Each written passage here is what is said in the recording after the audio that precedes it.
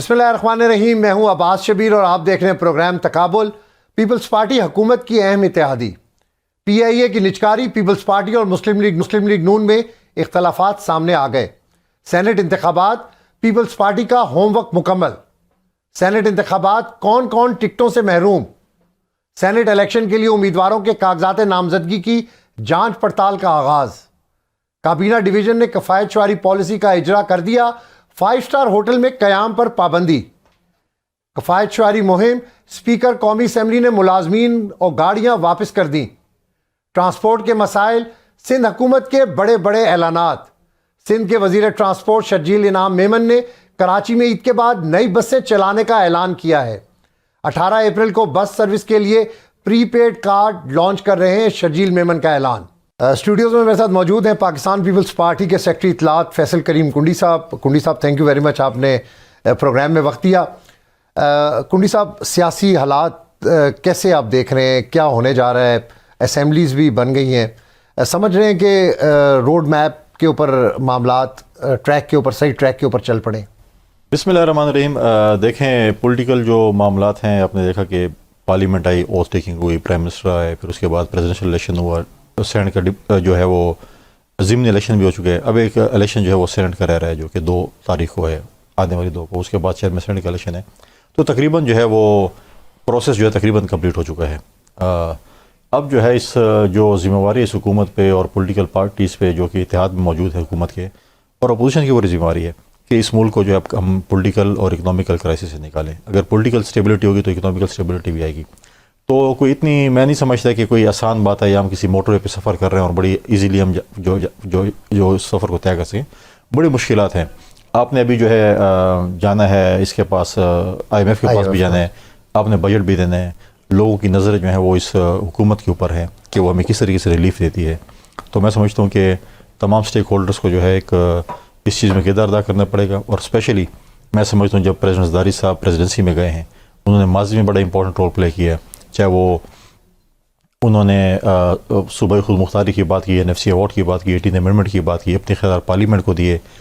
उसके बावजूद भी जो उन्होंने दहशतगर्दी के ख़िलाफ़ जंग में जो तमाम पॉलिटिकल पार्टीज़ को, स्टेक होल्डर्स को इकट्ठा किया, तो आज उनकी तरफ भी बड़ी नज़रें हैं प्रेसिडेंसी की तरफ भी कि तमाम सियासी जमातों को और स्टेक होल्डर्स को एक ही मेज़ पर कोई शख्स बिठा सकता है, वो ज़रदारी साहब ही है। मफाहमत का रोल किस तरीके से आप समझते हैं कि ज़रदारी साहब माजी में भी हमेशा मफाहमत का बड़ा एक अहम रोल प्ले करते रहे?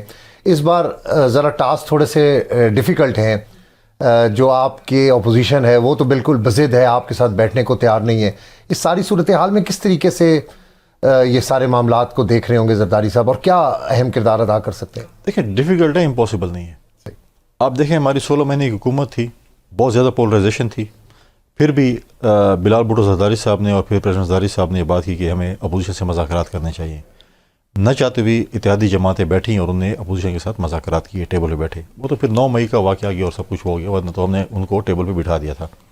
माजी में अगर आप देखें, जब 2008 से 13 तक पीपल्स पार्टी हुकूमत थी, हमारे पास सिंपल मेजॉरिटी भी नहीं थी, लेकिन तमाम हमने जो कानूनसाजी की है वो तकरीबन यूनानिमस थी। सही, या मेजॉरिटी कानूनसाजी। 18 अमेंडमेंट को आप देखिए यूनानिमस हुआ, तमाम लोगों को, स्टेक होल्डर्स को, पार्लियामेंट के अंदर, पार्लियामेंट के बाहर जो पार्टी सबको बिठाया, उनकी मशावरत से जो हमने 18 अमेंडमेंट की। तो मैं समझता हूँ ज़रदारी साहब में एक क्वालिटी है। अब आप देखें ना कि कराची में ख़ासकर MKM और NP आपस में लड़ाई में थे, लेकिन हमारे साथ इत्तेहादी हुकूमत में थे। अभी भी हमारे देखें, हमारी पोलराइजेशन PMLN के साथ काफ़ी ज़्यादा माजी में रही। हमने COD किया, मुस्लिम लीग काफ के साथ रही, हमने उनको डिप्टी वज़ीर आज़म बनाया। इसके साथ MKM के साथ हमारी of and on love hate affair चलता रहता है। कभी हमें वोट देते हैं, कभी हमसे नाराज़ हो जाते हैं। अभी भी आप देखें कि उनकी मेहरबानी है कि उन्होंने प्रेसिडेंशियल इलेक्शन में हमें वोट किए। सही। और ये चीज़ें हम सिंध में भी यही काम करेंगे। हम कहते हैं कि हम आपको साथ लेकर चलना चाहते हैं, अपोजिशन को भी हम साथ लेकर चलेंगे। ये वक्त ऐसा है कि इसमें अब लड़ाई झगड़ों का वक्त नहीं है। इस कौम की नज़रें सियासतदानों पे है कि सियासतदान इस मुल्क को क्राइसिस से किस तरह निकाल सकते हैं, नौजवानों को रोज़गार किस तरीके से देंगे, चीज़ें सस्ती कैसे करेंगे। बहुत बड़ा जो है वो एक जिम्मेवारी है इस पॉलिटिकल पार्टीज़ पे, जो कि हमने अदा करनी है। लेकिन पीपल्स पार्टी में हमने कभी नहीं देखा कि कोई छोड़ के जाता है फिर वापस आ जाता है। तहरीके इंसाफ में ये बहुत ज़्यादा माजी के अंदर चीज़ें नज़र आ रही हैं। पार्टी के अंदर बहुत सारे इख्तलाफात, डेली कोई ख़बर आती है कि ग्रुप्स बन गए हैं। ये और पॉलिटिकल पार्टीज़ में क्यों नहीं है, और तहरीके इंसाफ में ये चीज़ क्यों इतनी ज़्यादा है? देखिए, तहरीक इंसाफ क्योंकि मैं नहीं समझता कि एक मैच्योर पॉलिटिकल पार्टी है। मेच्योरली वो एक्ट नहीं करते एज ए पॉलिटिकल पार्टी। इस वक्त तहरीक इंसाफ के अनफॉर्चुनेटली 5 फ्रेंचाइज हैं। एक शख्स निकलते हैं, वो कहते हैं मुझे बानी चेयरमैन ने ये बात की, दूसरा आता है उसी अडियाला जेल के बारे एक और प्रेस कॉन्फ्रेंस होती है, 5 मुख्तलिफ प्रेस कॉन्फ्रेंस हैं लेकिन वो आपस में मैच नहीं करती हैं। सही, उसको भी छोड़ दें। फिर भी अगर वो आपस में बैठ कर मीटिंग करते हैं उसके बाद भी निकलते हैं तो उनकी चीज़ें मैच नहीं करती। एक कहते हैं अच्छा हुआ है, दूसरा कहता है नहीं ये बुरा हुआ है, कहता है ये हुआ है, कहते होता है। लिहाजा उनका जो है वो चेन ऑफ कमांड का नहीं पता क्या है। अब उनका तो अब तो ये जो है बेनामी जो अकाउंट की बात होती है, अब तो बेनामी पार्टी है। अब ये पता नहीं पीटीआई बैन हो चुकी है, कभी एमडब्ल्यूएम में जा रही है, कभी वो अभी जो है सुन्नी इत्तेहाद काउंसिल में है। तो इस सुन्नी इत्तेहाद काउंसिल का चेयरमैन तो इमरान खान नहीं है, कोई और है। तो फिर क्यों ऐसे बात करते? तो एक बेनामी पार्टी है जो कि अपनी मंजिल की तरफ जा रही है, तलाश कर रही है। लेकिन हम कहते हैं कि उनको चाहिए कि पॉलिटिकली मैच्योरली इस पर जो है किरदार अदा करें। आज पीटीआई समेत मुख्तलिफ पॉलिटिकल पार्टीज़ को शायद रिजर्वेशन इस इलेक्शन के ऊपर, हमें भी शायद हो, हम भी अपने चीज़ें जो है सबूत इकट्ठे करें, हम एक प्रॉपर फोरम पे जाएंगे। सही, अगर हमें समझते हैं कि चीज़ें गलत हुई हैं, आज हम पार्लियामेंट में मौजूद हैं, हमें कानूनसाजी करनी चाहिए कि कल जब इलेक्शन हो तो ये चीज़ें ना हो, वो दरवाजे हमें बंद करने चाहिए। कौन बंद करें? हम करेंगे। अगर हम 5 साल शोर शराबा करेंगे, फिर 5 साल बाद इलेक्शन होगा, फिर हम शोर शराबा करेंगे। आज मौका है, हम बोलेंगे ये गलती है, ये गलती है, गलती, इनके दरवाजे, और फ्यूचर में ये हो सकता है, उसके लिए हमें दरवाजे बंद करने का फोरम जो है पार्लियामेंट है, इलेक्टोरल रिफॉर्म्स है, कानून साजी है। अगर ये हम नहीं करेंगे तो कल फिर कौम आपको बोलेगी आप 5 साल पार्लियामेंट में क्या करते रहे। तहरीक इंसाफ के पास ये अच्छा मौका नहीं है कि इतनी सीट्स हैं कौमी असम्बली में, एहतजाज का रास्ता है, शोर शराबा है, इससे बेहतर है कि कोई दरमियानी रास्ता निकाला जाए, कोई बैठा जाए, कोई इत्तेफाक की बात की जाए। देखें, एहतजाज बिल्कुल करें, एहतजाज में कोई बात। देखें, हम जब 2018 में आए, PMLN और JOA ओथ नहीं ले रही थी, हमने उनको राज़ी किया कि आप हल्फ लें, पार्लियामेंट के अंदर और पार्लियामेंट के बाहर किरदार अदा करेंगे। हम पार्लियामेंट के अंदर भी एहतजाज करते रहे, लेकिन जिम्मेवाराना एहतजाज करते रहे, पार्लियामेंट के बाहर भी हम करते रहे। लेकिन हम ये नहीं करते रहे कि रोज़ाना की बुनियाद पर हम रोज़ाना आएँ और हम नारे लगाएँ, चीज़ें करें। अब भी करें। अब देखिए, उन नारों में उन्होंने इतना वो इनके वो सॉफ्टवेयर में कहें दिमाग में नो इतना आ गया है कि उस दिन गज़ा के ऊपर रेजोल्यूशन थी, उसमें भी नो के स्पीकर ने कहा खुदा के बंदे सुन तो लो मैं क्या कह रहा हूँ। उसके बाद कल अगर कानून साजी होगी तो हुकूमत के लिए तो आसान बात है, वो तो मतलब है कि पुट करेंगे, यस करेंगे, कल वो रात को आपके पास प्रोग्राम में आएंगे, देखें हुकूमत ने ये गलत काम कर दिए। अगर आप इनपुट देंगे अपने रेजोल्यूशन में, आप कानून साजी में अपना इनपुट देंगे, तो मैं समझता हूँ कि बहुत अच्छी चीज़ होगी। अगर नहीं देंगे तो हुकूमत तो अपने बिल पास कराती रहेगी, आप करते रहना जो करना है। फिर यही चीज़ हम कहते हैं कि हुकूमत के साथ देखें, आपको चाहिए कि आप हुकूमत के साथ देखें, टफ अपोजिशन है, सख्त अपोजिशन है, मैच्योर अपोजिशन का किरदार अगर अदा करेंगे तो हुकूमत के लिए शायद मुश्किलात हों। सेनेट में क्या पोजीशन होगी? इलेक्शन आने वाले हैं, क्या रेशो नज़र आ रहा है आपको? सेनेट इंशाल्लाह हम जीत रहे हैं, और चेयरमैन जो है हमारे, जो इस वक्त जो है मेरे ख्याल में हमारे जो यूसुफ गिलानी साहब, वो मोस्ट फेवरेट कैंडिडेट हैं, पार्टी के सीनियर वाइस चेयरमैन हैं, और इंशाल्लाह ताला अगले महीने के अवाइल में जो है वो चेयरमैन सेनेट होंगे। और हम देख रहे हैं कि इंशाल्लाह कोशिश करेंगे ज़्यादा से ज़्यादा हम सेनेट की सीटें निकालें। आसफा भुट्टो साहब ने भी अपने नॉमिनेशन पेपर जमा करवा दिए हैं, तो क्या समझते हैं कि कितना बड़ा ब्रेक थ्रू होगा जब वो पार्लियामेंट के अंदर आएंगी? एक तरफ पंजाब में वज़ीर आला हैं मरीम नवाज़ साहिबा, और इधर मोहतरमा शहीद भुट्टो साहिबा की साहबजादी पार्लियामेंट में होंगी। देखें, आसफा भुट्टो ज़रदारी साहिबा ने अपने वालिद साहब की सीट पे जो है वो नॉमिनेशन पेपर जमा कराए, नवाब शाह से वो इलेक्शन लड़ रही हैं। इंशाल्लाह ताला जो है वो वहाँ पे कामयाब होकर पार्लियामेंट में आएगी। एक बहुत खुशैन बात है, क्योंकि बिलाल भुट्टो ज़रदारी साहब पे जो एक जिम्मेवारी है, प्रेशर, वो थोड़ा डिस्ट्रीब्यूट हो जाएगी। सही, क्योंकि प्रेसिडेंट साहब अभी प्रेसिडेंसी में चले गए, ज़रदारी साहब, तो वो जो रोल प्ले करते थे वो प्रेसिडेंसी में चले गए हैं, तो थोड़ा प्रेशर है वो ज़्यादा चेयरमैन साहब। तो जब आसफा साहब आएगी तो मैं समझता हूँ कि बोझ भी तकसीम होगा, एक अपना एक बड़ा इंपॉर्टेंट रोल उनके पॉलिटिकल पार्लियामानी पॉलिटिकल कैरियर उनका आगाज़ भी हो रहा है। तो मैं समझता हूँ कि एक अच्छी पॉजिटिव चेंज है, और जब वो पार्लियामेंट में आएगी तो इंशाल्लाह ताला एक अपना एक रोल जो प्ले करेगी इंशाल्लाह। मुराद अली शाह साहब पहले भी वज़ीर आला थे, उनका रोल ज़रा थोड़ा सा डिफ़ाइन करें एज़ कम्पेयर टू पंजाब की वज़ीर, क्योंकि हमें जो नज़र आ रहा है इतने दिनों में ज़्यादा शूटिंग है, कैमरा प्रोजेक्शन ज़्यादा है। मुराद अली शाह की हमने पिछले दौर में भी ऐसी चीज़ें नहीं देखी थी, ऐसी पब्लिसिटी जो अभी हमें पंजाब के अंदर नज़र आ रही है। तो क्या किसके ऊपर फोकस करना चाहिए? मैं आपको एक बात बताऊं कि ये सोशल मीडिया जो है ना, ये एक पॉलिटिकल टूल इस वक्त है, इसको आप इग्नोर नहीं कर सकते हैं। मुराद अली शाह साहब ने अच्छा परफॉर्म किया, और इसी वजह से उन्होंने सीटें भी ज़्यादा जीती, और पार्टी ने उनको दोबारा चीफ मिनिस्टर बनाया। लेकिन जो मीडिया है ना, आप मीडिया से नहीं हट सकते। देखें, ये एक आपका एक इस वक्त एक कहे ना कि वो सतूनों में से एक सतून जो है, उसमें सोशल मीडिया जो है वो पॉलिटिक्स में एक बहुत बड़ा सतून है। सही। सोशल मीडिया कहें या आपके चैनल कहें, तो वो जो है वो डेफिनेटली जो पंजाब की सीएम है उनके पास अपनी, क्योंकि सोशल मीडिया टीम भी थी, चीज़ें भी थी, मुराद अली शाह साहब के पास भी, उनको भी चीज़ करनी पड़ी। कंपटीशन का दौर है इस वक्त, जो कंपटीशन है चारों चीफ मिनिस्टर के दरमियान कंपटीशन है, कौन अच्छा परफॉर्म करता है, कौन क्या करता है। तो मैं समझता हूँ कि मैं तजवीज़ भी दूंगा मुराद अली शाह साहब को कि उनको भी अपनी सोशल मीडिया टीम को जो है वो एक्टिव करना पड़ेगा। सोशल मीडिया कई बार बाउंस बैक हो जाती हैं चीज़ें बहुत सारी। नहीं, अभी उनको करना पड़ेगा। देखें, ये चीज़ें लोग वॉच करते हैं, आपके हिमायती भी हैं और आपके मुखालिफ भी हैं। आप जितने भी अच्छा काम कर लेंगे, आपको आपकी अपोजिशन आपको कभी भी अप्रिशिएट नहीं करेगी, लेकिन लोग आपके देखेंगे, अपोजिशन वाले देखें कि क्या कर रहे हैं, हम किस चीज़ पे तनकीद कर सकते हैं, लेकिन आपकी वो चीज़ें वो वॉच करेंगे। लिहाजा जो है ना, आपके जो सोशल मीडिया, चाहे ट्विटर है, चाहे फेसबुक है, चाहे इंस्टा है, चाहे टिकटॉक है, चाहे आपके टीवी चैनल्स हैं, ये अब टूल बन चुके हैं, इनके बगैर सियासत नामुकम्मल है। कुंडी साहब, अगर आपके सामने रखा जाए कंपैरिजन मुराद अली शाह साहब का पिछला टेन्योर और पंजाब की सूरत हाल, तो उस पर थोड़ा सा कमेंट करें कि कैसा। देखें, पंजाब और ज़मीन आसमान का फ़र्क था। आप उसको देखें, अपना जो बुज़दार साहब थे, या केपी में चीफ मिनिस्टर थे, या बलूचिस्तान में चीफ मिनिस्टर, या सिंध के चीफ मिनिस्टर थे, उनमें ज़मीन आसमान का फ़र्क था। उनके जो डिलीवरेंस में थी, उनकी चीज़ें थी, वो पंजाब की कोई ऐसे होते। और वो आप कंपेरिजन, मुराद हमें, मैंने तो कई चैनलों पे कई दफ़ा कहा कि हम मनाज़र के लिए तैयार हैं, आप चारों चीफ मिनिस्टरों को बुलाएं, बिठा दें टीवी चैनल पे, और आप उनका एक जो है जमहूरी हुकूमत में ये चीज़ होती हैं। अमेरिका में प्रेसिडेंशियल इलेक्शन होता है, प्रेसिडेंशियल डिबेट होती है। मैंने कहा आप लोग जज बने, मीडिया जज बने, और बुलाएं चीफ मिनिस्टर्स को सारों को, और बिठा दें अपने सामने, करें उनके साथ 2-3 घंटे का सेशन। आप जैसे आपका चैनल है, 3-4 एंकर्स बैठ के जैसे आपकी ट्रांसमिशन होती है, अब बुलाया करें चारों चीफ मिनिस्टर्स को, और उनको बोले आए हमें अभी भी है, अभी जब नई हुकूमत शुरू हो रही है, आपको चाहिए कि जब उनके 100 दिन मुकम्मल हो, चारों चीफ मिनिस्टरों को बुलाएं, उनको बिठाएं कि जी आप बताएं आपने क्या परफॉर्म किया। चारों का जो है वो एहतसाब करें। मीडिया एहतसाब करती है, 5 साल बाद आवाम करती है, लेकिन ये मीडिया को चाहिए कोई इस चीज़, ऐसी चीज़ों को वो करें, ताकि वो कम से कम चारों चीफ मिनिस्टर बताएं क्योंकि क्या पॉजिटिव चीज़ें रही हैं, क्या नहीं हुई। तो ये आपके तवज्जो से जब आवाम देखेगी तो खुद कंपैरिजन करेगी उनका। KPK का माजी के 5 साल कैसे रहे KPK में आप, और अब KPK के नए वज़ीर आला हैं अली अमीन गंडापुर, आपके अपने हलके के हैं। देखें, मैं तो नहीं कहता हूँ, लेकिन अगर आप शेर अफजल मरवत साहब की बातें सुने, और अली अमीन साहब ने सूबे के मुतल्लिक़ जो बातें की हैं, अपने चीफ मिनिस्टर को उसने कैंडिडेट किए, काम नहीं हुए, ये चीज़ें नहीं हुई। शेर अफजल की स्टेटमेंट देख रहे हैं, चीफ मिनिस्टर उनका प्रोग्रेटिव था, उन्होंने अली अमीन साहब को बनाया, उनके ऊपर एक जिम्मेवारी है, क्योंकि हमारा सूबा जो है वो दहशतगर्दी का शिकार है। आपने फॉर्मर फाटा में 100 अरब रुपये सालाना के वादा किया है कि आप डेवलपमेंट स्कीम खर्चेंगे। आपने इस वक्त दहशतगर्दी के खिलाफ जंग लड़नी है, आपने सूबे में जो है तरक्याती काम करने हैं। तो इन सब चीज़ों के लिए सूबे और मरकज़ का आपस में कोलैबोरेशन बहुत ज़रूरी है।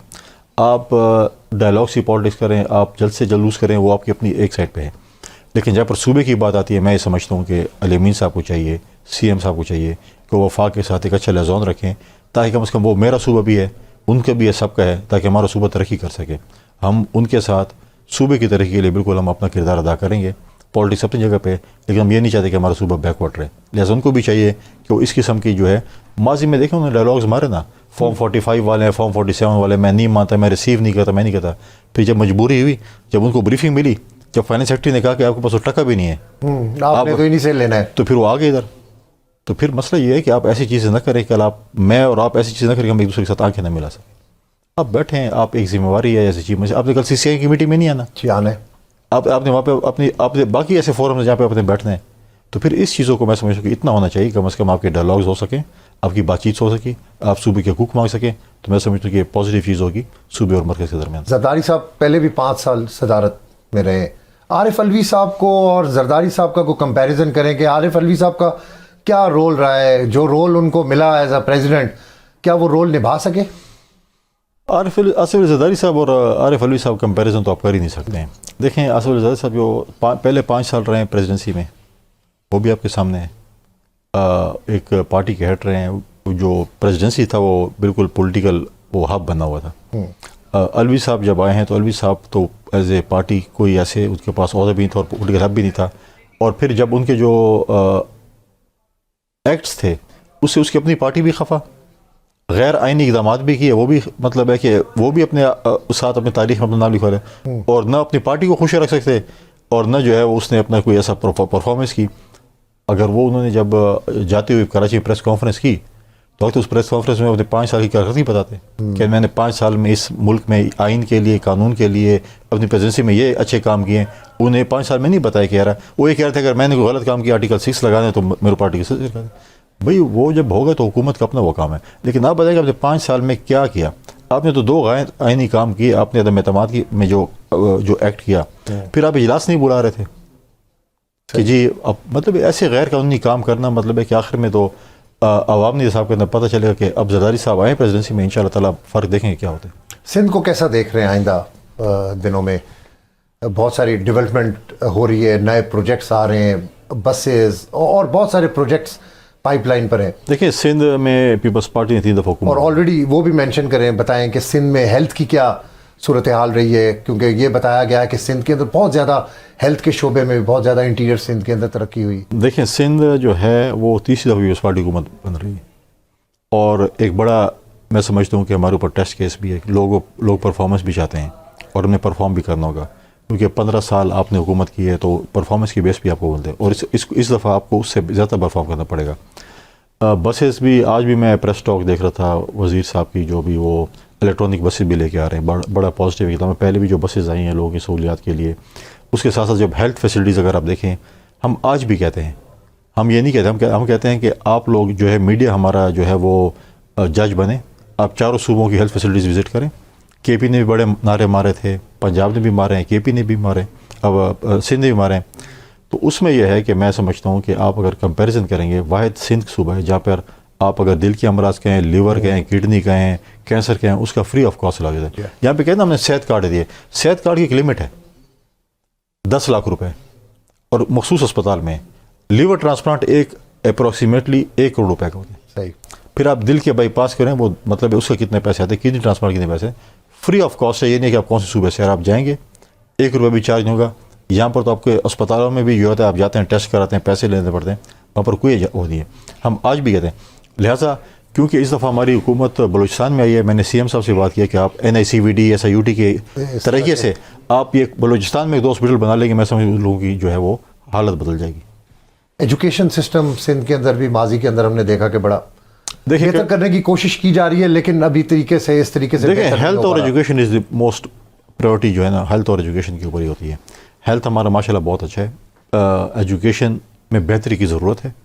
मैंने पहले ही कहा कि कंपटीशन है चारों सूबों का, और उन्होंने जो है वो चीज़ों को बेहतर करना है।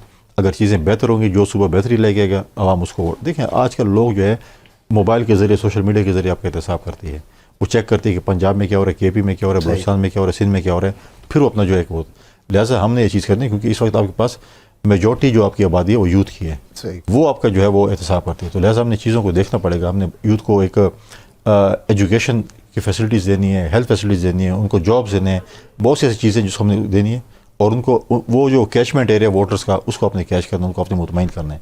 हमारी पूरी प्रायोरिटी इसी पे होगी, सिंध में भी और बलूचिस्तान में भी, कि हम यूथ को जो है वो मुतमईन कर सकें। मुस्लिम लीग नून से इत्तेहाद, माजी में एक्सपीरियंस आपके इतने अच्छे नहीं रहे, आप क्या समझते हैं कि पीछे जो आपकी 16 माह की हुकूमत थी उसमें बिलावल भुट्टो साहब ने तो बतौर वज़ीर ख़ारजा बहुत अच्छा परफॉर्म किया था, एक जो कम्युनिकेशन गैप था मुल्कों के साथ, उस गैप को भी ख़त्म किया था। अब इसाक डार साहब का एक्सपीरियंस तो है नहीं वज़ारत ख़ारजा में, तो इस गैप को जो बिलावल भुट्टो जरदारी साहब ने ख़त्म किया था, दोबारा तो नहीं होगा कि इस तरह का गैप आ जाएगा, या क्या समझते हैं? देखिए हमारा 16 महीने की हुकूमत थी, उसका एक तजर्बा ठीक था या गलत था, वो बड़ा डिबेटेबल भी है।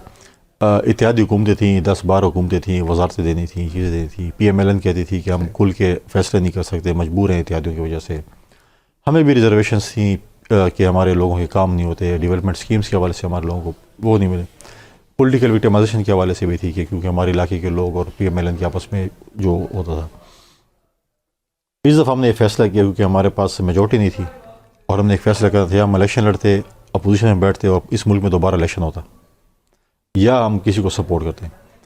PTI या सुन्नी इत्तेहाद कौंसिल तो साइड मार ली कि हम तो बिल्कुल ही नहीं है, पीपल्स पार्टी और PMLN से बात नहीं करें, बाकी सब जमात से बात करेंगे। ये भी गलत फैसला था तरीके इंसाफ का जी, मैं समझता हूँ। देखिए पॉलिटिक्स में अब हम मुझे बताएं कि वो महमूद खान जैसे उनका प्रेसिडेंशियल कैंडिडेट बन गया, क्या कितनी पोलराइजेशन रही। मौलाना फजल रहमान साहब, ये सियासी क़यामत की निशानी है कि PTI और मौलाना फजल रहमान साहब इकट्ठे बैठे। हम ये नहीं कहते हमारे साथ बैठें, लेकिन पॉलिटिक्स में देखें डायलॉग्स होते हैं, बातचीत होती है, बैठना पड़ता है, एक दूसरे को बर्दाश्त करना पड़ता है। Exactly. ये बात मैंने जैसे पहले PMLN के मुतलिक बताया, क्यू के मुतलिक बताया, MQM के मुतलिक बताया, लिहाजा हमारे पास और रास्ता नहीं था। मतलब है कि हम क्या कहते हैं, हमने क्योंकि PMLN वाले हमारे पास 2 दफ़ा आए, उन्होंने हमसे वोट मांगा, हमने कहा बिल्कुल आपकी मेजॉरिटी, आप हम आपको वोट देंगे, लेकिन हम हुकूमत का हिस्सा नहीं बनेंगे, हम कैबिनेट का हिस्सा नहीं बनेंगे, हम आपको एतमाद का वोट भी देंगे, हम आपके साथ लेजिस्लेशन में भी फुल सपोर्ट करेंगे, लेकिन लेजिस्लेशन में आपको देखना पड़ेगा कि क्या कानून साजी है। हम तनकीद बर इस्लाह करेंगे, हम तनकीद बर तनकीद नहीं करेंगे। तो जहाँ तक फॉरेन ऑफिस का है, मैं समझता हूँ कि एक बेंचमार्क जो बिलाल भुट्टो ज़रदारी साहब ने फिक्स किया जब वो आए, उन्हें अपने दोस्तों के साथ, अपने पड़ोसियों के साथ जो हमारे ताल्लुकात ख़राब है उनको दोबारा बहाल किया। तो इसहाक डार साहब पर बड़ी जिम्मेवारी, एक जिम्मेवाराना अहदेदार है पार्टी के भी, एक उनको भी उनके लिए बड़ा मतलब है कि टास्क है कि वो ताल्लुकात को ठीक रखें।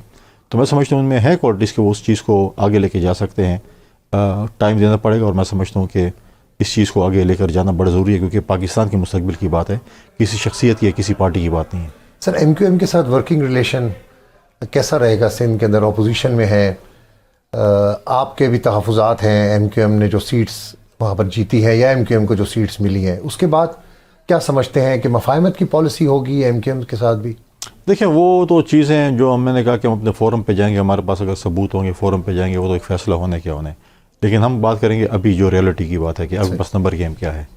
अगर आप अब जो for example Sunni Ittehad council वाले कह रहे हैं वज़ीर आज़म को नहीं मानते, वो नहीं मानते, वज़ीर आज़म तो है सही। अगर वो प्रेसिडेंट को नहीं मानते, प्रेसिडेंट तो है, ऑफिशियल उसने काम कर रहे हैं। नहीं सर, वज़ीर आज़म को मानते हैं तो अली अमीन गंडापुर साहब गए वहाँ तो पे। मतलब जो क्या वो बात ये अब ये है कि MQM के साथ हमारी पूरी कोशिश है कि हम अच्छे, जो क्योंकि हमने सिंध की, कराची की और सिंध की तरक्की की अगर बात करनी है तो हम अपोजिशन को भी साथ लें। हम मानते हैं वहाँ पर अपोजिशन बहुत कमज़ोर, लेकिन उसके बावजूद भी हम चाहेंगे कि अपोजिशन को साथ लेकर चलें तरक्की के लिए, अपने सूबे की तरक्की के लिए। और इंशाअल्लाह ताला हमारी वर्किंग रिलेशन, हमारी पूरी कोशिश होगी हमारी टीम की सिंध में कि उनके साथ वर्किंग रिलेशन अच्छी हो। अभी भी देखें कि आपने देखा कि प्रेसिडेंशियल इलेक्शन में उन्होंने वोट किया है, और अभी सेनेट के इलेक्शन में हमारी कोशिश है कि हम आपस में बैठ कर एक फार्मूले के तहत आएँ ताकि हम वहाँ पर कंपटीशन ना कर सकें, और फ्यूचर में भी हम कराची और सिंध की तरक्की के लिए इकट्ठे काम करें। सर, लास्ट क्वेश्चन है, गवर्नर की अपॉइंटमेंट कब तक हो जाएंगी सर? प्रेसिडेंट ज़रदारी साहब ने और बिलाल भुट्टो ज़रदारी साहब ने ये फैसला करना है। मैं उम्मीद है कि चंद दिनों में वो फैसला कर लेंगे, क्योंकि पंजाब और खैबर पख्तूनख्वा के गवर्नर जो है वो पाकिस्तान पीपल्स पार्टी ने लगाने हैं, सिंध और बलूचिस्तान के PMLN ने लगाने हैं। तो जैसे ही वो नाम लाते हैं तो फिर उसके बाद वो उन्होंने भी अपने जो है वो काम शुरू मिल बैठ के फैसला हो जाएगा सर? देखिए, नाम PMLN ने देने सिंध को और बलूचिस्तान को, उनका प्रोग्राम है जिसका भी समरी भेजनी प्राइम मिनिस्टर ने, और पीपल्स पार्टी ने पंजाब और KP के देने, तो पाकिस्तान की उस पार्टी की लीडरशिप बैठ के फैसला करेगी उन्हें कौन से वो करने। तो मैं समझूँ चंद दिनों में ये चीज़ हो जाएगी। Sir, thank you very much. Faisal Karim Kundi sahab, secretary इत्तलात Pakistan party, हमारे साथ स्टूडियोज़ में मौजूद थे। थैंक यू फैसल करीम कुंडी साहब, आपने हमें वक्त दिया। Welcome back. स्टूडियोज़ में मेरे साथ बैरिस्टर तैमूर मलिक मौजूद हैं, पाकिस्तान तहरीक इंसाफ से उनका ताल्लुक़ है। थैंक यू बैरिस्टर साहब, आपने प्रोग्राम में वक्त दिया। ये जो इस वक्त केसेस चल रहे हैं बानी तहरीक इंसाफ के ऊपर और जो क़यादत के ऊपर केसेस हैं, इनका क्या रिज़ल्ट आपको नज़र आ रहा है? कहाँ पर पहुँचे ये केसेस और कितने अहम नौइयत के ये केसेस हैं? देखें, अहम नौइयत तो इनकी बहुत है, और जहाँ तक इनके मंतकी इंजाम की बात है, वो आज मैं अभी इस्लामाबाद हाई कोर्ट से ही सीधा आ रहा हूँ, जहाँ पे आज अपील्स लगी हुई थी चीफ जस्टिस साहब इस्लामाबाद हाई कोर्ट के और मियाँ गुल औरंगज़ेब साहब के सामने। तो अंजाम तो उनका वही नज़र आ रहा है जो कि अंजाम जुल्फ़िकार अली भुट्टो के केस का सुप्रीम कोर्ट ने अब चंद दिन पहले किया, कि जहाँ नाइंसाफ़ी हुई भी होती है वहाँ पे इवेंचुअली आला अदालतें उनको देख के इंसाफ करते हैं। पहले कई दिहाइयाँ लगी हैं, अब हमें उम्मीद है कि जितनी जल्दी से ये अडयाला के अंदर ट्रायल चलाए गए थे, उतनी ही स्पीड के ऊपर रिलीफ भी इंशाल्लाह मिल जाएगी। रिलीफ मिलेगा, सज़ाएँ मिलेंगी? रिलीफ मिलेगा। उसकी वजह यह है कि सज़ाएँ तो मिल चुकी हैं नीचे से, और जिस तरह सज़ाएँ जिस उजलत में दी गई हैं, जिस तरीक़ेकार से दी गई हैं, इन वन केस तो उन्होंने खुद ही काउंसिल अपॉइंट कर दिए, मुझ समेत को साइट पे कर दिया। मैं शाह महमूद कुरैशी का वकील हूँ उन केसेस में, और ख़ुद ही कोर्ट अपॉइंटेड जूनियर लॉयर्स के थ्रू उन्होंने सारी क्रॉस एग्जामिनेशन भी मुकम्मल कर ली। तो ये सब चीज़ें तो अदालतें अब देख रही हैं, और देखना चाहिए भी सही। सो हमें बहुत उम्मीद है, हम तो अदालतों में मौजूद हैं, अदालतों से इंसाफ चाह रहे हैं कि ये इन मामलात को देखेंगे। गलती प्रोसिक्यूशन की है और उस वक़्त की इंतज़ामिया की है कि उन्होंने जिस तरीके से सज़ाएँ दी हैं वो सस्टेनेबल ही नहीं है। वो चल ही नहीं सकती हैं ज़्यादा देर के लिए। सर, पीपल्स पार्टी कंपाइल कर रही है उनके जो तहफ़्फ़ुज़ात हैं इलेक्शन नताइज के हवाले से, आप लोग भी कोई ऐसा कुछ कर रहे हैं कंपाइल करके, जिस तरह वो कह रहे हैं कि हमने ट्रिब्यूनल्स में जाना है, उज़रदारियाँ होंगी, हम कानूनी तरीके से इसको टैकल करना चाहते हैं, ना कि शोर शराबे के साथ, ना कि लड़ाई झगड़े के साथ? हम बिल्कुल, हम भी कानूनी तरीके से चल रहे हैं, बल्कि हम ही ज़्यादा चल रहे हैं। मेरा तो अपना केस इन पॉइंट है जी। आपको पता है NA 148 मुल्तान से मैं साबिक वज़ीर आज़म सैयद यूसुफ रज़ा गिलानी के आगे जो फॉर्म 45 हमारे पोलिंग एजेंट्स ले के आए, उसके मुताबिक मैं 6500 से जीता। फॉर्म 47 2 दफ़ा इशू किए गए हैं मेरे हलके में, जिसमें दूसरे फॉर्म 47 के मुताबिक उनको 104 वोटों की मेरे पे बरतरी हासिल है। फिर जो इलेक्शन कमीशन ऑफ पाकिस्तान ने पिछले हफ्ते खुद फॉर्म 45 अपलोड किए, और फॉर्म 48 होता है जी पूरी टेबुलेशन, सारे पोलिंग स्टेशंस के नाम और किस उम्मीदवार को कितने वोट पड़े हैं, वो फॉर्म 48 होता है। तो जो उन्होंने अपलोड किए हैं उसमें एक पोलिंग स्टेशन नंबर 157 का रिजल्ट है फॉर्म 45, जहां मेरे 462 वोट हैं, गिलानी साहब के 232 हैं। फॉर्म 48 के ऊपर वो उल्टे लिखे हुए हैं, तो 230 वोटों का फर्क पड़ जाता है मेरे फेवर में। मैं इलेक्शन कमीशन को उसकी एप्लीकेशन दे चुका हूं कि आपने रिकाउंट भी छोड़ें, उसको देख लें, फैसला करें, मुझे री नोटिफाई करें। गिलानी साहब सेनेट में चले गए, तो हम तो अदालतों में सब जा रहे हैं। इस्लामाबाद के हमारे सारे उम्मीदवार गए हुए हैं, जो उनके मुखालिफ उम्मीदवार हैं वो भी आके कह रहे हैं कि जी उनको जो फॉर्म 45 मिले उसके मुताबिक शोएब शाहीन साहब और अली बुखारी साहब जीते।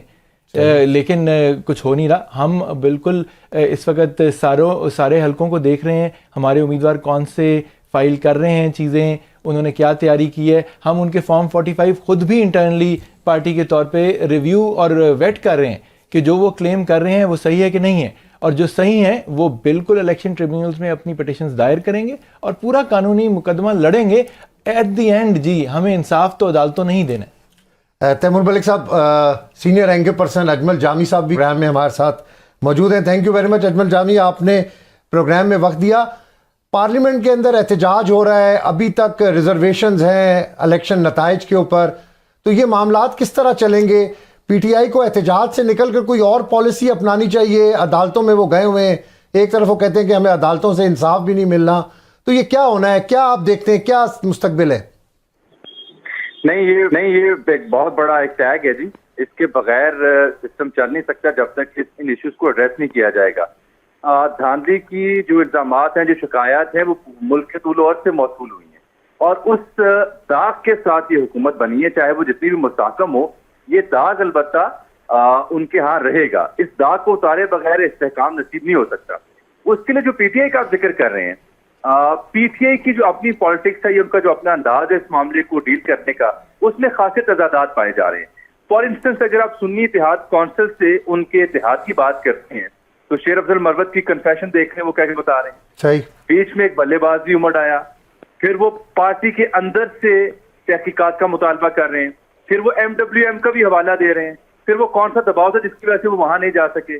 सो who made PTI to go with Sunni Ittehad Council? तो ये जो PTI की अपनी पॉलिसीज के अंदर एक अदम ठहराव है, वो भी अहम है। सिर्फ मकबूलियत या अवाम का स्पोर्ट्स के साथ होना या सोशल मीडिया के उनके साथ होना, it's not enough to survive in पार्लिमानी जो जमहूरियत होती है उसके अंदर, और पाकिस्तान जैसे मुल्क के अंदर। तो एक मैंने तजाद आपको निशानदेही की जो सुन्नी इत्तेहाद काउंसिल के साथ इत्तेहाद का मामला था।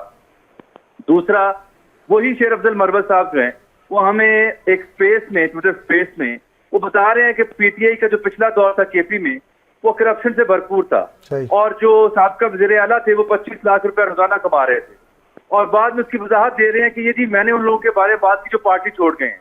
यानी जब तक वो पार्टी में थे, करप्शन कर रहे थे, तो वो हलाल थी, अब छोड़ गए तो इसलिए मैं उनके बारे में बता रहा हूँ।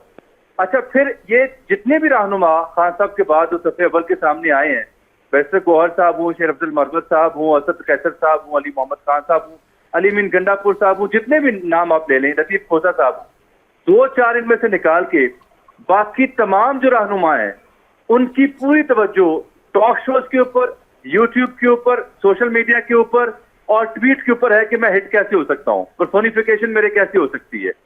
जो मुहाज, चाहे वो ट्रिब्यूनल्स के हों, हाई कोर्ट के हों, सुप्रीम कोर्ट के हों, ईवान के हों, वहां वो जेस्ट एंड ज़ील नहीं दिखाई दे रही जो असल में होनी चाहिए। उसके बरक्स वो तमाम तर जो एनर्जी है वो तमाम तर जो शोला बयानी है वो टॉक शोज की हद तक तो देखने को मिल रही है। अच्छा, इसे साइड पे रख लें। इसको साइड पे रख के आप ये देखें कि जो दस्तयाब फर्स्ट ईयर लीडरशिप है पीटीआई की, उसके यहाँ क़यादत के क्या मसाइल सामने आ रहे हैं, बयानिए के हाँ क्या तजादात सामने आ रहे हैं। वजह यह है कि इमरान खान साहब जेल में है, पार्टी उनके बगैर इनकम्प्लीट है। इमरान खान साहब से जो मिलने जाता है वो बाहर आके अपना राग लापता है। कोई एक कंसेंसस के साथ पॉलिसी स्टेटमेंट या नैरेटिव जो है वो वाज़ेह नहीं हो पा रहा। यही वजह है कि एहतजाज की बात हो या मुफाहमत की बात हो, दोनों मामलात के ऊपर तजादात से भरपूर है पीटीआई की दस्तयाब लीडरशिप। लेकिन जितनी बड़ी सपोर्ट उनके साथ है, जितनी बड़ी पॉपुलैरिटी उन्हें मिली है, जो उन्होंने अपना फोटे क्लेम किया है, वो इस बात का मुतकाजी है कि वो इन संजीदा मामलात के ऊपर एक संजीदा अप्रोच को ऑप्ट करें। मौलाना फजल रहमान क्यों नहीं इनके साथ चले? जब इन्होंने खुद पहल की, उनके साथ मिले, so what made him to draw back? क्या वजह बनी? ये पीटीआई को सोचना पड़ेगा। ये मौलाना शिरानी के पास क्यों गए थे, जबकि इन्हें पता है शिरानी साहब और मौलाना फजल रहमान के पास बीच में ज्यादा अच्छे ताल्लुकात नहीं है।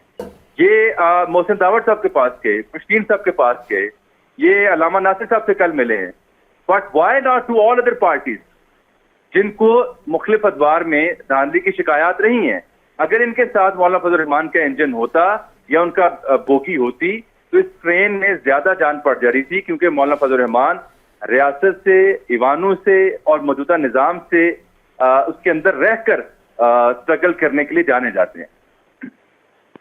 बैरिस्टर साहब, बड़ा अहम पॉइंट है कि वैसे माजी के अंदर देखा नहीं कि किसी भी पॉलिटिकल पार्टीज के अंदर इतने ग्रुप बने हों। बहुत सारे ग्रुप्स बनने की खबरें हैं पीटीआई में।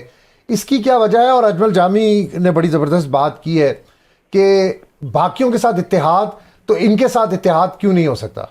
मैं पहले आपके पहले सवाल का जवाब दूंगा। देखें, कोई ग्रुप्स नहीं है, कोई धड़े नहीं है। पाकिस्तान तहरीक इंसाफ के अंदर बानी चेयरमैन जो हैं वो वाइस चेयरमैन और पार्टी के सदर जो हैं वो तो तीनों जो हैं पाबंद सलासिल हैं अडियाला के अंदर। उसके बावजूद जो सेकंड टियर लीडरशिप थी या मेरे जैसे फर्स्ट टाइमर से इलेक्शन भी लड़ा, जीते भी और पार्लियामान में इतनी बड़ी तादाद में आए हैं। तो पार्टी बिल्कुल मुस्तहकम है, पार्टी के अंदर कोई ग्रुपिंग नहीं है। हाँ, कुछ इंडिविजुअल्स अगर अपने ओन पे आके बात करते हैं, जिस तरह जामी साहब ने कहा कि शायद कुछ लोगों को लगता है कुछ लोग अपनी तशहीर के ऊपर ज़्यादा फोकस कर रहे हैं। जी, पार्टी के सीनियर लोग कहते हैं, बाकायदा ऑफ द रिकॉर्ड बताते हैं कि शेर अफजल मरवत तो अपनी पब्लिसिटी के लिए, क्योंकि पार्टी का ये बयानिया कभी भी नहीं था। और बैरिस्टर गौहर की स्टेटमेंट अलहदा है, शेर अफजल मरवत एक अलहदा लाइन के ऊपर है, उमर अयूब साहब पॉलिटिकल लाइन को टो कर रहे हैं। तो मैं इसके ऊपर आपसे कमेंट चाह रहा हूँ। देखें, जो पार्टी की एक्नॉलेज्ड इलेक्टेड नॉमिनेटेड लीडरशिप है उसको ही पार्टी कहा जाता है और उसको फॉलो करना है। हमारे जो बानी चेयरमैन हैं और वाइस चेयरमैन हैं वो तो अडियाला के अंदर हैं। इस वक्त elected chairman as per the latest inter party elections Gohar साहब हैं। उमर अयूब साहब जो हैं वो सेक्रेटरी जनरल हैं। जैन कुरैशी पार्लिमानी लीडर हैं। आमिर डोगर चीफ विप हैं। ये ओहदे मौजूद हैं जी। सो जो ये बात करेंगे वो पार्टी पॉलिसी ज़ाहिर है। बाकियों का बिल्कुल अपनी राय हो सकती है और वो राय दूसरों से मुख्तलिफ भी हो सकती है, वो कोई भी हो। वो अगर मरवत साहब हैं तो ज़रूरी नहीं है कि वो हर चीज़ के ऊपर एग्री कर रहे हों। मेरे जैसे भी पार्टी की हर चीज़ के साथ तो आप एग्री नहीं कर सकते, बल्कि जो डेमोक्रेसी है उसकी खूबसूरती यही है कि इत्तफाक राय तो कंसेंसस के साथ हो सकता है। कोई डिक्टेटरशिप तो नहीं है कि जो कहा जाए वो एग्री करें सारे। तो मेरे ख्याल में उसको उस तनाजुर में रखना चाहिए। फिर हर किसी की पर्सनैलिटी मुख्तलिफ होती है। नहीं, ये बैरिस्टर साहब बड़ी खूबसूरत बातें कर रहे हैं, सुनने बड़ी अच्छी लगती हैं। हम भी खैर खा हैं मुल्क की सियासी जमातों के, हमने भी इस जमहूरियत के लिए बात की है, तनकीद भी की है, तारीफ भी की है। लेकिन जो बैरिस्टर साहब बातें कर रहे हैं ना, बसात एहतराम, ये किताबी और निसाबी ज्यादा मालूम होती हैं। पाकिस्तान के डायनामिक्स को अगर आप समझें, जो आप मुझसे बेहतर समझते होंगे, मैं तो एक तालिब इल्म हूं, यहाँ पे अगर एक बंदा ये कहे कि मैं तो शहबाज शरीफ को वज़ीर आज़म नहीं मानता, ये तो गैर कानूनी गैर आईनी वज़ीर आज़म है, और अगले रोज जाके उसके साथ मिले, तस्वीर खिंचवाए, तो मैं अगर उसका वोटर सपोर्टर तो मेरे जहन में सवाल आएंगे या नहीं आएंगे? उन सवालों का जवाब मुझे अपनी पार्टी जो भी है उसकी क़यादत के बयानिए से मिलता है। लेकिन अगर मेरी पार्टी के क़यादत के इन इश्यूज के ऊपर बयानिए एक दूसरे से ना मिलते हूँ तो मैं तो कंफ्यूज हूँगा। मेरा जो कॉज है या मेरी जो पार्टी के साथ एफिलिएशन है उसके अंदर शुबूत पैदा होंगे। वही अली अमीन गंडापुर जो एक दिन पहले कह रहे हैं कि जी मैं इसकी हलफबर्दारी में नहीं जाऊंगा, वो जाके शहबाज शरीफ से मिल रहे हैं, तस्वीरें खिंचवा रहे हैं, सब अच्छे की खबर दे रहे हैं। फिर अगले दिन पता चलता है खान साहब ने कहा वो मुलाकात तो ठीक थी लेकिन आपको तस्वीर नहीं खिंचवानी चाहिए थी। फिर पता चलता है इसके ऊपर भी कोर कमेटी के यहाँ तहफ़्फ़ुज़ात थे कि मिलना चाहिए या नहीं मिलना चाहिए। इख्तलाफ बुनियादी तौर पर जमहूरियत का हुस्न होता है, लेकिन इख्तलाफ का मतलब ये नहीं है कि आपकी पार्टी के अंदर अहम और कोर इश्यूज के ऊपर बयानियां ही मुतदाद हो जाएं। इख्तलाफ तो पीपल्स पार्टी के यहाँ भी होता है, एतजाज ऐसा उनकी कई पॉलिसियों से एतराज करते हैं, बट जो पीपल्स पार्टी के कोर बयानियां है, कोर इश्यूज हैं, उनके साथ फॉलो करते हैं। मैं आपको इंटरप्ट कर रहा हूं, बड़ा क्विक एक मुझे जवाब दे दें। आप पंजाब की सियासत को बड़ा करीब से देखते हैं। मरियम नवाज साहिबा चीफ मिनिस्टर हैं, एक तरफ वजीर आला सिंध हैं मुराद अली शाह, बड़े सीजन पॉलिटिशियंस हैं, तो क्या डिफरेंस आप समझते हैं पंजाब में और सिंध में? देखिए यहाँ एक नया तजुर्बा हुआ है, ऑब्वियसली ये सूबा जो है शहबाज शरीफ साहब यहाँ वज़ीर आला रहे, कभी परवेज़ इलाही साहब का दौर था, और उससे सूबा सिंध में मुराद अली शाह साहब का फर्क ये है कि वो तीसरी बार वो इस पीढ़ी पे आके पहुंचे हैं, और अगर तीसरी बार मुसलसल वो मैंडेट लेके सूबे में वज़ीर आला बने हैं तो भाई उनकी कोई ना कोई परफॉर्मेंस तो होगी, चाहे मुझे पसंद हो या ना हो, चाहे अंदरून सिंध में गुर्बत हो या ना हो, लेकिन इसका मतलब है कि सिस्टम या उनका वोटर सपोर्टर उनसे मुतमिन है जब भी वो तीसरी बार बने हैं। और अहम तरीन बात यह कि जरदारी साहब का उन पे इंतहाई ज्यादा एतमाद है, जिसकी वजह से वो वज़ीर आला बने हैं। यहाँ अलबत्ता सूरत पंजाब की कदरे मुख्तलिफ है। It will be very tough challenge for मोहतरमा मरियम नवाज। पंजाब जैसा सबसे बड़ा सूबा और ये पाकिस्तान की पॉलिटिक्स का हब है, यहाँ पे नैरेटिव की गेम भी है, जहाँ पे नून लीग को शिकस्त का सामना करना कई मुहाजों पे, यहाँ पर परफॉर्मेंस की गेम भी है, उसके मामले पर भी नून लीग के पास सरेदस्त कुछ बेचने को नहीं है। तो बयानिया हो या परफॉर्मेंस हो, दोनों मुहाजों पे इस वक्त तक की नून लीग की पोजीशन कमजोर है। कमजोर पोजीशन के साथ एक खातून जब वज़ीर आला बनेगी तो उनके लिए चैलेंजेस जरा ज्यादा हो जाएंगे, 2 गुना हो जाएंगे, क्योंकि उनकी ट्रेनिंग गवर्नेंस की नहीं थी। वो साहबजादी है मियां साहब की, कभी भी नज़्म और नस्क गवर्नेंस में सरे फहरिस्त हमें दिखाई नहीं दी। और बड़ा वाज़ेह फर्क भी हमें जामी साहब नजर आ रहा है। इधर मीडिया प्रोजेक्शन हो रही है, सोशल मीडिया की प्रोजेक्शन जिस तरीके से आप भी देख लें, लेकिन वहां पर हमें एक मैच्योरिटी सिंध के अंदर मुराद अली शाह की नजर आ रही है। वो सिर्फ अपने काम के ऊपर फोकस कर रहे हैं। अजमल जामी साहब सीनियर तज्जियाकार हमारे साथ मौजूद है, बहुत शुक्रिया आपने प्रोग्राम में हमें वक्त दिया। बैरिस्टर साहब क्विक 30 सेकेंड्स पंजाब की गवर्नेंस के ऊपर। लेकिन पंजाब जो है वो एक बड़ा सब अहम सूबा है पाकिस्तान का, और उसमें इन्होंने अपने ख़ानदान के अंदर ही सीट रखी हुई है कि हम ये बयानिए की बात हो रही थी पाकिस्तान तहरीक इंसाफ में के तजाद नज़र आते हैं शायद, और किस तरह पॉलिटिक्स चल रही है, चीफ मिनिस्टर ने क्या कहा क्या किया। तो देखें पंजाब में अगर ये इतनी बड़ी पार्टी है, उनको घर से बाहर कोई नहीं मिला था इतनी अहम पोजीशन के लिए, तो गवर्नेंस का इशू तो ये नज़र आता है। दूसरा जो हम सोशल मीडिया पे देख रहे हैं वो अगेन तशहीर की बात, आपने पाकिस्तान तहरीक इंसाफ के कुछ लीडरों की बात की कि वो अपनी तशहीर पे फोकस कर रहे हैं, तो यहाँ तो हमें यहाँ भी यही नज़र आ रहा है। हम उम्मीद रखते हैं कि हुकूमत जितनी देर भी चलेगी इनकी, वो पाकिस्तान की और इसमें पंजाब की बेहतरी के लिए चले, क्योंकि मुल्क हमारा है, सूबा भी हमारा है। तो ये तो नहीं हम चाहेंगे कि ये अगर 3 महीने की हुकूमत है या 3 साल की है या 1 साल की है कि उसमें हालात ख़राब होते जाएं। हम चाहेंगे कि जब तक हमें अपना कानूनी हक नहीं मिलता फिर भी मुल्क के सूबे के हालात ठीक तरीके से चलें, और उसके लिए हम उम्मीद रखते हैं कि गवर्नेंस कुछ ठीक होगी। हम कंस्ट्रक्टिव अपोजिशन की बात कर रहे हैं, पंजाब असेंबली में इतनी बड़ी तादाद है हमारी, जो हमें सीटें नहीं मिली उसके बावजूद बहुत बड़ी तादाद है। सो हम उसको इन चेक रखेंगे। मियां असलम इकबाल ने कहा है कि हम शेडो कैबिनेट बनाएंगे। आपका पॉइंट आ गया, बिल्कुल शेडो कैबिनेट का भी अनाउंस किया है, चेक रखने की भी है। बैरिस्टर तैमूर मलिक साहब, अजमल जामी साहब, आपने प्रोग्राम में हमें वक्त दिया, आपका बहुत शुक्रिया। प्रोग्राम का वक्त ख़त्म होता है, मुझे और मेरी टीम को इजाज़त दीजिएगा। कल आपसे फिर मुलाकात होगी। अब्बास शबीर को इजाज़त दें, अल्लाह ने के बाद। प्रोग्राम में शामिल गुफ्तगू हैं IPP के रहनुमा फ़याज़ुल हसन चौहान। फ़याज़ुल हसन चौहान साहब, शुक्रिया, प्रोग्राम में आपने वक्त दिया। तहरीक इंसाफ में टूट फूट की बहुत सारी खबरें हैं, बहुत सारी ग्रुप बंदी है, आप खुद इस पार्टी का हिस्सा रहे हैं, ये क्या वजूहात हैं जी? बिस्मिल्लाहिर्रहमानिर्रहीम। इकबाल ने कहा था जो शाख नाजिक पे आशियाना बनेगा नापायदार होगा।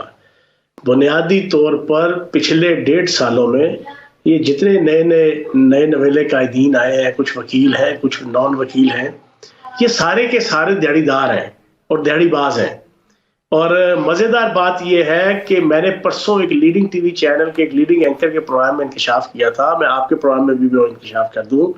सिर्फ इलेक्शन 8 फरवरी उससे एक दिन पहले और इलेक्शन डे सिर्फ अमेरिका से 17 अरब रुपया पाकिस्तान आया है हवाला हुंडी के जरिए से। 17 अरब रुपया। बरतानिया, कनाडा, यूरोप और बाकी दुनिया के ममालिक उसके अलावा हैं। जनाब, ये जितनी मुल्क दुश्मन एजेंसियां हैं, जितनी आपकी फॉरेन एजेंसियां हैं, वो प्रॉपर तरीके से तहरीक इंसाफ को फंडिंग कर रही हैं और उनका बुनियादी एजेंडा पाकिस्तान को डिस्टेबलाइज करना, पाकिस्तान की आवाम के अंदर फौज के खिलाफ, ISI के खिलाफ, अदारों के खिलाफ नफरत पैदा करना है। मैं सिर्फ एक इस चीज की इन्वेस्टिगेशन पाकिस्तान के रियासती अदारों से मांगूंगा कि ये जो 17 अरब रुपया सिर्फ 2 दिनों के अंदर 7 और 8 फरवरी को अमेरिका से पाकिस्तान आया, उसकी इन्वेस्टिगेशन कर ले। आप यकीन जाने वो PTI के ओहदेदार जो लो प्रोफाइल से ताल्लुक रखते थे, जो पुअर क्लास से ताल्लुक रखते थे, जो लोअर मिडिल क्लास से ताल्लुक रखते थे, यकीन जाने पिछले 1.5-2 सालों में आप इन्वेस्टिगेशन करेंगे, आपको नजर आएगा कि हर बंदा लैंड क्रूजर के ऊपर और नई नवेली 0 मीटर गाड़ी के ऊपर आपको सवार नजर आएगा। इन पिछले 1.5 सालों के अंदर सारी डेवलपमेंट है। और फिर इस तरीके से जो MNA MPA बन गए जनाब, नाम इस्तेमाल करके बाहर से आके, अब ये आपस में लड़ेंगे। इस पे पैसे की भी, पावर की भी और ओहदों की भी ये सारी मारामारी आएगी, क्योंकि जो मेन ऑब्जेक्टिव और नजरिया था वो तो सारा झूठ था। नजरिया बनाया गया था हकीकी आजादी। हकीकी आजादी अमेरिका के खिलाफ पहले बताई गई, महीने के अंदर उसको फौज और ISI के खिलाफ नफरत पे कन्वर्ट कर दिया गया। फिर 2 महीने बाद अमेरिका की मिन्नतें तरने शुरू करके अमेरिका को दोस्त बनाने के लिए लॉबिंग फर्म हायर करना शुरू कर दी। फिर जनाब 4 महीने बाद कांग्रेस के जो जितने यहूदी 70-80 थे जनाब कांग्रेसमैन, उनकी लॉबिंग उनसे करवाई दी गई। फिर एक लॉबिंग फर्म की गई। फिर अभी स्टीफन पाइन नामी एक बंदा है यहूदी, उसकी लॉबिंग फर्म आजकल हायर हुई है अमेरिका के अंदर ऑफिशियली तरीके इंसाफ की तरफ से। बुनियादी मकसद क्या है? अमेरिका को राजी करना कि हम आपके दोस्त हैं, हम आपके ताबेदार हैं, हम आपकी मर्जी और मंशा के मुताबिक चलने वाले हैं।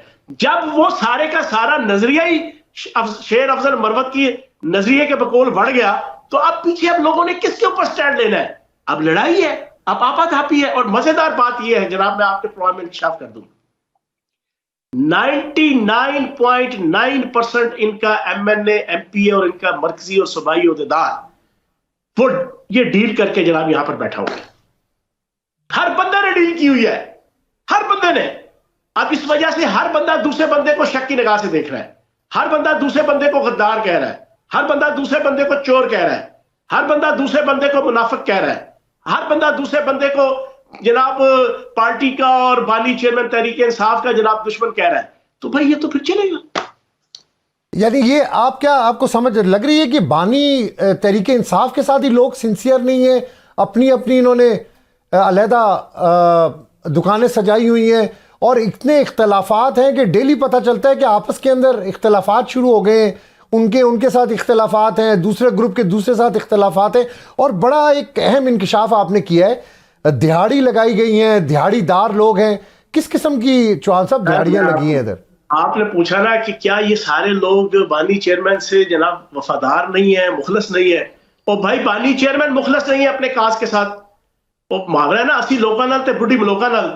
और भाईजान जब आपका बानी चेयरमैन, वो 2 चीजों के ऊपर मैं सिर्फ बात करूंगा। एक, अमेरिका से आजादी, गुलामी, नो एब्सोल्युटली नॉट, हम कोई गुलाम है। सारी दुनिया ने देख लिया आप समेत कि जनाब अमेरिका की मित्ते तरले हो रहे हैं IMF के, अमेरिका के इलेक्शन के हवाले से। उससे पहले लॉबिंग फर्में, यहूदी कांग्रेसमैन, खातून यहूदी जनाब कांग्रेसमैन, उनकी जनाब की तरफ से मित्ते तरले जो बाइडेन एडमिनिस्ट्रेशन के कि भाई हम आपके दोस्त हैं। ये तो सबको पता चल गया। एक तो ये खत्म। दूसरा, जनरल बाजवा को आपने कहा, आपने गद्दार कहा, आपने मीर जाफर कहा, आपने मीर सादक कहा, आपने जानवर कहा, आपने डर्टी हैरी उनको कहा। लेकिन उसी जनरल बाजवा को 16 अगस्त 2022 और 8 सितंबर 2022 प्रेसिडेंट को साथ लेकर उसके घर में बैठ के आर्मी हाउस में मिन्नतें तरले आपने की कि मैं आपको ताहयात आर्मी चीफ बनाऊंगा।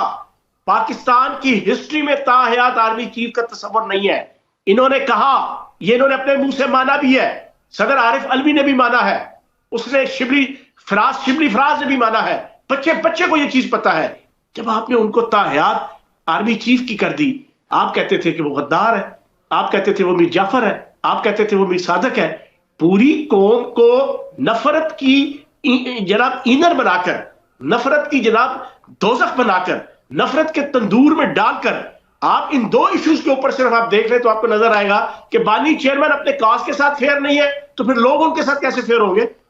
चौहान साहब, मैंडेट उनको मिला हुआ है और सख्त एक स्ट्रॉन्ग अपोजिशन है, केपीके में उनकी हुकूमत है, सिंध में भी उनको वोट उनका बैंक है, तो फिर किस तरीके से अवाम की हिमायत तो है ना उनके साथ सर? भाई मैंडेट मिलना कोई इखलाकियात के ऊपर खड़े होने का कोई क्राइटेरिया तो नहीं है, हक पे खड़ा होने का क्राइटेरिया तो नहीं है, सच पे खड़े होने का क्राइटेरिया तो नहीं है। आप मुझे बताएं ना, एथिक्स और वैल्यूज के ऊपर खड़ा होने का जनाब क्राइटेरिया तो नहीं है कि आपको आवाम ने जनाब मैंडेट दे दिया है, आवाम ने मैंडेट दे दिया नौज़बिल्लाह माज़अल्लाह कि आवाम कहे कि जना हलाल है तो आप हलाल कर देंगे, आवाम कहे कि शराब हलाल है तो आप हलाल कर देंगे, आवाम कहे कि जनाब आईने पाकिस्तान के अंदर जनाब आप ये अमेंडमेंट कर दो कि जनाब चोरी और डकैती और डाका जनी जनाब और रेप जनाब जायज है तो आप जायज कर दोगे। भाई ये चीज नहीं होती। मैंने आपके सामने आर्गुमेंट के साथ बात की कि भाई ये दो इशू, मैं 75 से लेके 100 इश्यूज के ऊपर मुनाफकत शो कर सकता हूं बानी चेयरमैन तहरीक इंसाफ की और तहरीक इंसाफ की, लेकिन मैंने सिर्फ दो इश्यूज, एक अमेरिका, एक जनरल बाजवा और आर्मी, आपने यार दोनों में अपने आप को नंगा कर दिया और इमीडिएट नंगा किया।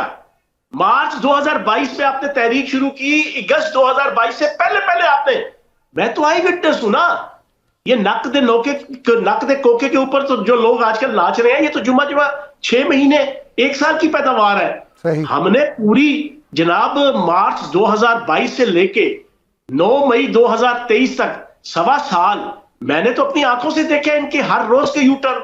मुझे खुद कहा बानी चेयरमैन तहरीक इंसाफ ने कि अमेरिका के खिलाफ अब बात नहीं करनी, अब अमेरिका के खिलाफ टॉक शोज में बात नहीं करनी, अब अमेरिका के खिलाफ मीडिया टॉक में बात नहीं करनी, अब साइफर की बात नहीं करनी आपने प्रेस कॉन्फ्रेंस में। यार मैं हमें क्या रोजा रख के कह रहा हूं, मैं रमजान मुबारक में कह रहा हूं मैं, आप बताएं। और मतलब जो अपने काज के साथ कमिटेड नहीं है, झूठा है, मुनाफिक है, फ्रेबी है, धोखेबाज है, तो आप एक्सपेक्ट करेंगे कि उसके साथ बाकी लोग वफादार होंगे। सारों ने बेचा है बानी चेयरमैन को, करोड़ों अरबों रुपए कमाए हैं, बरतानिया और अमेरिका से जनाब करोड़ों अरबों रुपए आए हैं, कनाडा और ऑस्ट्रेलिया से करोड़ों अरबों रुपए आए और आ रहे हैं। वो सारी लॉबी जो पाकिस्तान को डिस्टेबलाइज करना चाहती हैं आलमी ताकतें, वो इस नकद कोके के ऊपर जनाब बानी चेयरमैन को पूरी पाकिस्तानी कौम को नचा नचा के पिछले 2 सालों में यहां तक पहुंचा दिया है। लेकिन अब जो शाख नाजिक पे आशियाना बनेगा नापायदार होगा। अब ये आपस में आपा धापी, छीना छपटी, मारा मारी और धींगा मुश्ती में लगे हुए। सदर आरिफ अलवी साहब का रोल थोड़ा सा डिफाइन करें, अब तो वो सदारत के ऊपर नहीं है, क्या उनका रोल था और क्या उनका रोल होना चाहिए था? सबसे बड़ा नौसरबाज, सबसे बड़ा, मैंने 17 साल इस पार्टी में गुजारे हैं, सबसे बड़ा नौसरबाज। आपकी जो अद्वियात की स्कैंडल है ना, जो 2019 में आ गया था, वो बेचारा आमिर महमूद कियानी को जनाब बल्ली के बकरा बना दिया था, वजीर सेहत को। सर, एक रिटायर्ड जनरल और सदर आरिफ अलवी, इसके रिश्तेदारों की फार्मास्यूटिकल फर्में, इसका बेटा, इसके बाकी चीजों की जनाब मफादात और बानी चेयरमैन तहरीक इंसाफ, ये 3 तकौन थी, अरबों रुपए का डाका लगा था। फिर बहुत सी चीजें हैं, खैर अभी इन्होंने भुगतना है, आर्टिकल 6 भी भुगतना है, और भी बहुत सी चीजें सदर आरिफ अलवी साहब भुगतेंगे। सेनेट इंतखाबात होने जा रहे हैं, क्या समझ रहे हैं? काकड़ साहब भी आ गए हैं, मोहसिन नकवी साहब भी आ गए हैं, बहुत सारे और चेहरे जो हैं वो भी सेनेट इंतखाबात में उन्होंने अपने कागजात जमा करवाए हैं। देखिए, एमिकेबली अल्लाह पाक के फजल करम से सारा प्रोसेस इलेक्शन का कंप्लीट हो गया है, सदर बन गए। अब आपकी सिर्फ एक सेनेट का इलेक्शन रह गया है, वो भी इंशाल्लाह 2 अप्रैल को कंप्लीट हो जाएगा। पाकिस्तान को आगे की तरफ जाना चाहिए। पाकिस्तान के बड़े चैलेंजेस हैं। मैं आज जनरल अनिल चौहान, जो उनका chief of defence committee India का, उसका मैं आज बयान पढ़ रहा था अभी। उसने कहा, आज के दिन ही उसने कहा सुबह, उसने कहा कि बावजूद इसके कि पाकिस्तान मुआशी मसाइल में गिरा है, लेकिन पाकिस्तान की फौज वैसे के वैसे हमारे लिए खतरा भी है और वैसे की वैसी जनाब ऑर्गेनाइज और मजबूत बुनियादों पर खड़ी है। जनाब बात यह है, एक तो पाक फौज जिसके जवान और अफसर कल भी 2 शहीद हुए, कर्नल और एक कैप्टन, एक उनकी कुर्बानियां, एक पाकिस्तान की इकोनॉमी को अपने पांव पे खड़ा करना। जनाबे वाला, हमने अगले 3 महीनों में $60 अरब जनाब आलमी ताकतों के और आलमी मालियाती इदारों के वापस करने हैं। हमने तकरीबन अगले 3 सालों में $150-200 अरब वापस करना है। तो इकोनॉमी अपने पांव पे खड़ी करनी है, रेवेन्यू बढ़ाना है, बैलेंस ऑफ पेमेंट और बैलेंस ऑफ ट्रेड को सरप्लस में करना है, पाकिस्तान के अंदर बिजनेस की फरवानी करनी है, ज़राअत और सनत और तजारत को बेहतर करना है। ये उस वक्त तक नहीं हो सकता जब तक पाकिस्तान के अंदर पुरअमन और पुरसुकून पॉलिटिकल हुकूमत नहीं चलेगी। तो अब सारी चीजें बन गई, अब सुकून के साथ चीजें आगे चलनी चाहिए। पीपल्स पार्टी मैं आपको इंटरप्ट कर रहा हूं। पीपल्स पार्टी तो हमेशा से मफाहमत की बात करती है। आसिफ अली जरदारी को मफाहमत का बादशाह कहा जाता है। समझ रहे हैं कि जरदारी साहब एक अहम रोल प्ले करेंगे आइंदा दिनों में, कोई मफाहमत के हवाले से, कोई रिकन्सिलिएशन के हवाले से, और ये जो सियासी अदम इस्तेकाम है इस हवाले से? सर, बानी चेयरमैन तहरीक इंसाफ उस दिन पैदा ही नहीं हुआ कि जिस दिन कोई मफाहमत की और कोई रिकन्सिलिएशन के हवाले से कोई चीज सीखने सिखाने वाली होती थी। सर, आप सफाई फाड़ दें उनकी तरफ से कि वो कोई मफाहमत की तरफ आएंगे। उन्हें जिस तरीके से लाडलापन दिखाकर 2 सालों में रखा गया, उनको शालामार बाग की सैर करवाई जा रही है, सजा नहीं कटवाई जा रही। वो अडयाला जेल नहीं काट रहे, वो शालामार बाग की सैर करने आए हुए हैं। वो जाता है ना, एक शोहर जाता है ससुराल अपनी जनाब सैर के लिए और अपनी इंजॉयमेंट के लिए, वो तो ससुराल आए हुए हैं। वहां तो मौज मेला है, हम तुम होंगे, सावन होगा, रक्स में सारा जंगल होगा। वहां तो जनाब आपको साइकिल मिली एक्सरसाइज की, 6 किस्म के खाने हैं, देसी बकरे हैं, देसी अंडे हैं, देसी घी है, देसी जनाब आपके माहौल है। 6 कमरे तोड़ के आपको हॉल बना के दिया हुआ है। और आपकी जनाब मुलाकातें इस तरह थी कि जो आप जनाब जेल से बाहर आप इतनी मुलाकातें दिन में नहीं करते थे। 2 साल से तो मौज लगी हुई है, लेकिन जब रियल मैनर में जेल काटेंगे ना, जेल मैनुअल के मुताबिक, फिर महीना एक ही है। और अब जब इलेक्शन का सारा प्रोसेस कंप्लीट हो गया, एक ब्रेकिंग आपको और दे दूं भाईजान, 2 अप्रैल को आपका इलेक्शन होना है, उससे पहले आपका IMF के साथ मुआहिदा इंशाल्लाह हो जाना है। बस उसके बाद कोकलच पाकी जुमेरात आइए, जेड़ा आगे पीछे देखे उसकी शामत आइए, और फिर चिरागों में रोशनी नहीं रहेगी। 9 मई के हवाले से जो कल्प्रेट्स हैं, लीडिंग कल्प्रेट्स जिन्होंने लीडिंग रोल प्ले किया है, फिर आपको सही मायनों में नजर आएगा इस मुल्क के अंदर कि कानून अमल में आया हुआ है, कानून एक्शन पे। बहुत शुक्रिया फयाजुल हसन चौहान साहब, आपने किया प्रोग्राम में। IPP के सीनियर रहनुमा फयाजुल हसन चौहान साहब मौजूद थे। एक ब्रेक की तरफ जाना है, ब्रेक के बाद आपकी खिदमत में दोबारा हाजिर होंगे।